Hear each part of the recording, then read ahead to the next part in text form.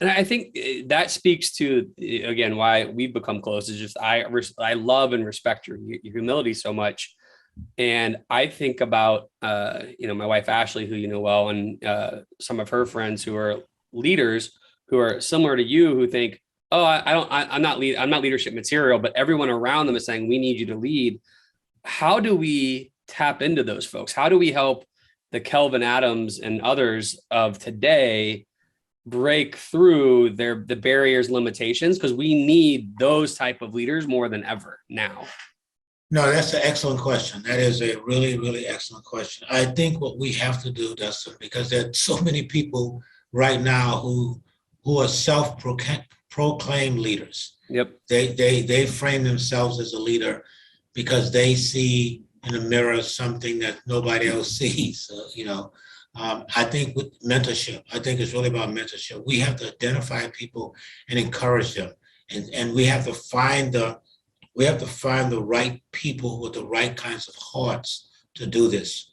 And I think you know this well. I believe in the notion of servant leadership, and that's an oxymoron, if you will. The idea is that um, as a servant, how can you be a leader? And I think, how can you be a leader without being a servant?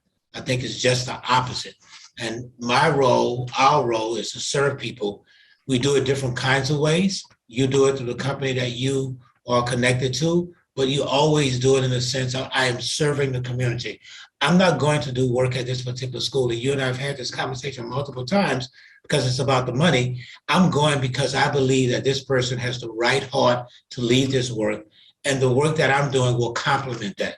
And so I think it's really about identifying people who have those kinds of hearts and encouraging them and encouraging them and encouraging them.